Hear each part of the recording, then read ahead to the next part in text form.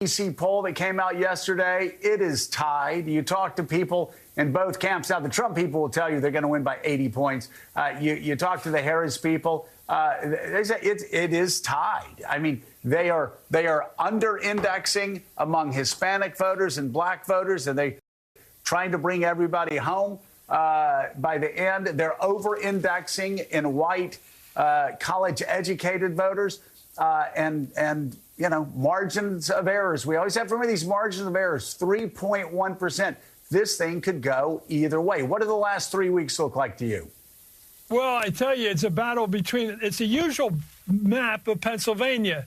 You've got Pittsburgh, and then you've got Philadelphia and the suburbs, Chester County, Delaware County, Montgomery County, and Bucks County.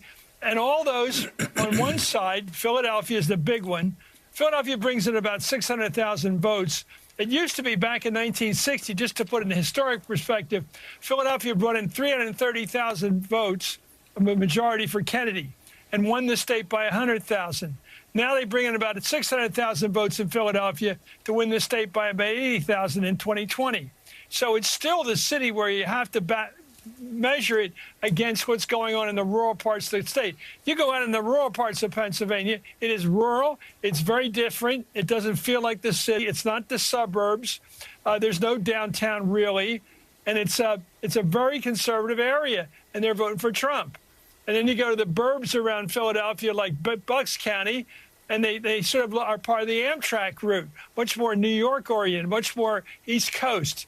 Whereas the western part of Pennsylvania, like Pittsburgh, is really part of the Big Ten. And so it's really different. And I'm going up tomorrow to the Philadelphia organization, the city committee, and they're having their big cocktail party. Biden's going to be there. And it's going to be an attempt to really get everybody out to vote. I mean, you've got to get the black vote out. You got to get the women vote out, the younger vote out, and we got to hope it's all there. And meanwhile, Trump's out there saying the vote's not going to count. The vote is going to be broken up. It's not going to be predictable. There's a guy out there, Secretary of State, Al Schmidt, who's going around the state. He was on 60 Minutes last night. He's a heroic figure.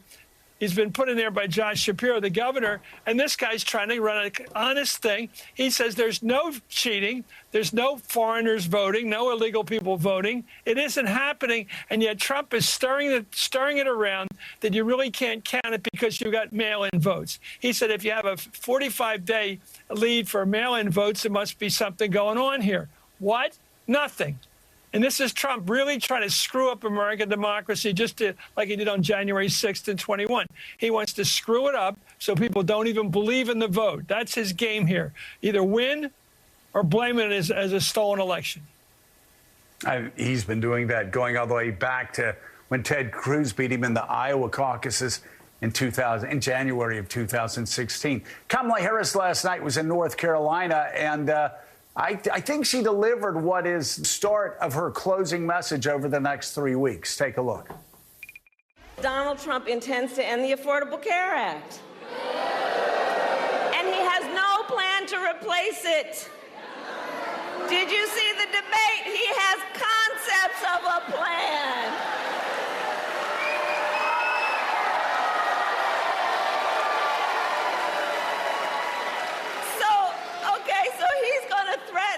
The health insurance coverage of 45 million people based on a concept? Come on.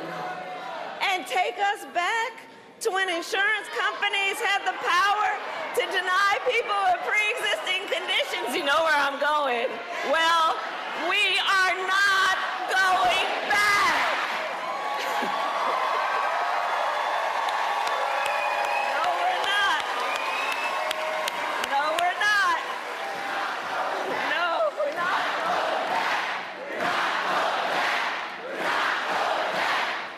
Anybody who wants to be president of the United States, who has called for the, quote, termination of the Constitution of the United States, should never again have the ability to stand behind the seal of the President of the United States. Never again. Never again.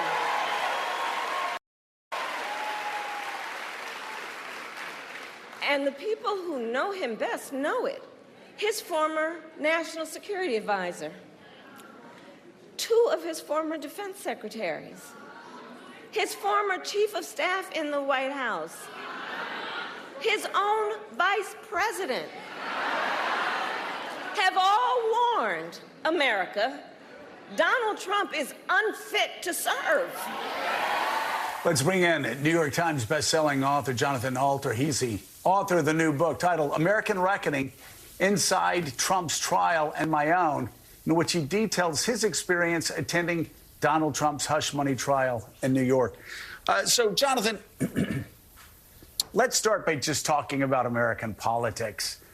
And how close all of these races are. John Meacham was on earlier talking about how Joe Biden won by 43,000 votes spread across 7 states. Basically, as he said, less people than will be watching the Yankees play Cleveland tonight. Right. We, of course, remember 2000, which was 500 or 600 votes.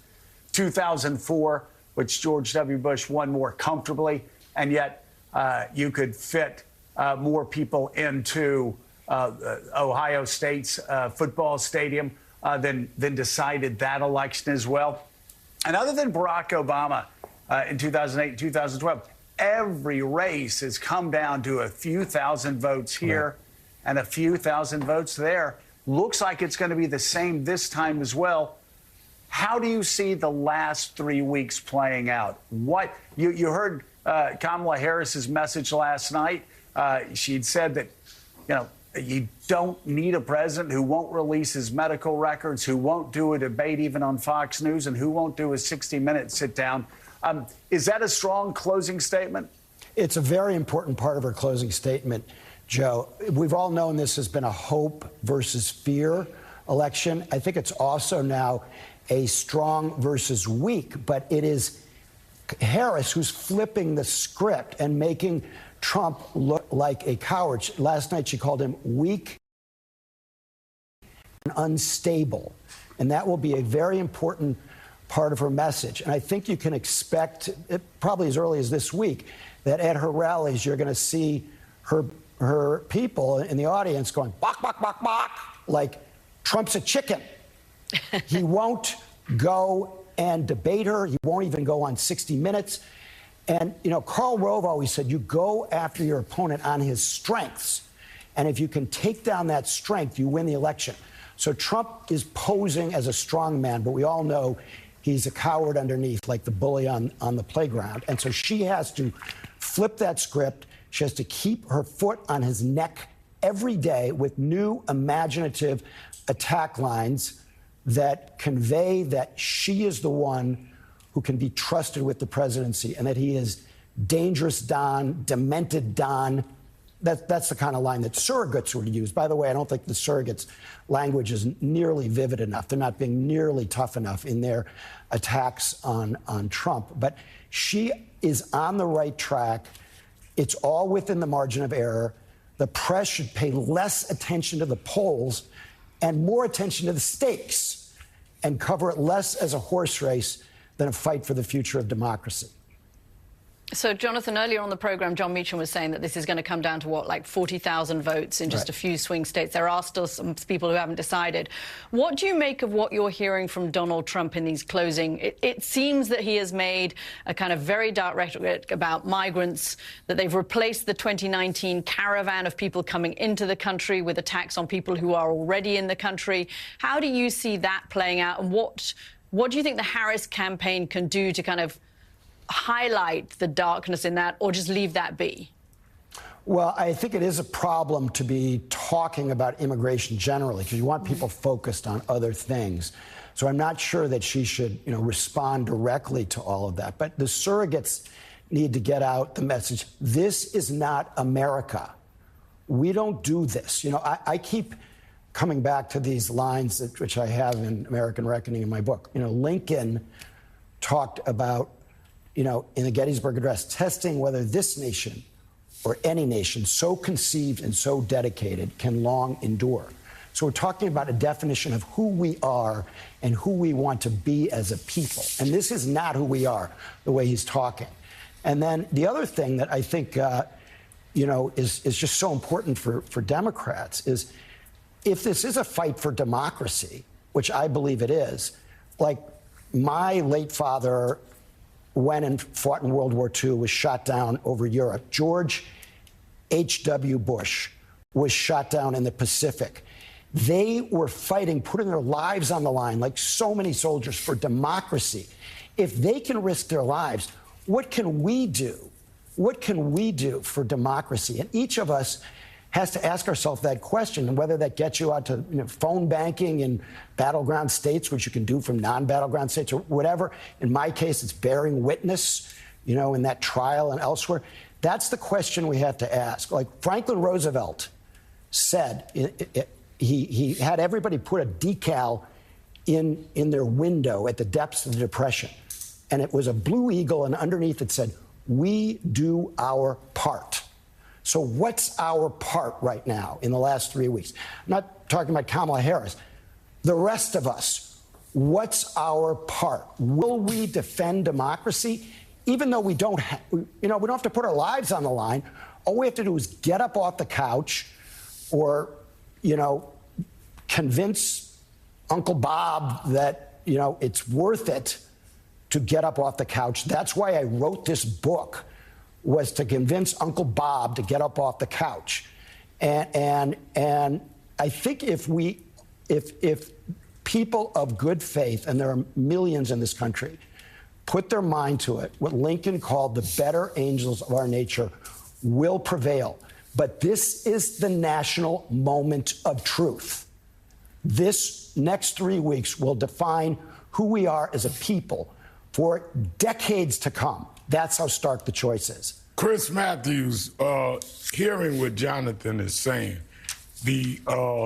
and remembering just what you said a few moments ago, taking Pennsylvania as an example, isn't part of what has to happen in the next 3 weeks with the Harris campaign is that she and her surrogates have to energize natural supporters of theirs and committed supporters and surrogates without alienating to the degree the rural parts of Pennsylvania that will vote for Trump but not do things that will make that turnout become higher. Because she can say things, or her surrogates can say things that will excite the base, but they've got to do it in a way that they do not excite a turnout or backlash against the base.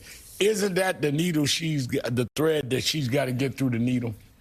Yeah, Al, it seems to me that when we look at the election results the day after, the Wednesday after the election, if there's any clarity by then, it's going to be, if Trump wins, the lead will be immigration, asylum seeking here in this country, illegal immigrants, however you want to phrase it, and he will benefit by every one of those votes. She has to fix that. I think when she says her policies are going to be the same as Biden's, that's a big mistake. I don't understand why she doesn't point out the fact that she said that she'll bring it to a vote, the bipartisan bill that Trump destroyed and put an axe through, basically. She said, I'm going to vote that. I'm going to take that to a vote in the U.S. Senate. We're going to get that through. I'm not like sitting around like Biden waiting for the other side to agree with us. I don't care what Trump runs. We're going to bring it to a vote. It's a fair bill, and we're going to try to get it through. I think she should say that's how I'm going to be different. I'm going to be tougher on immigration in terms of just getting things done. I also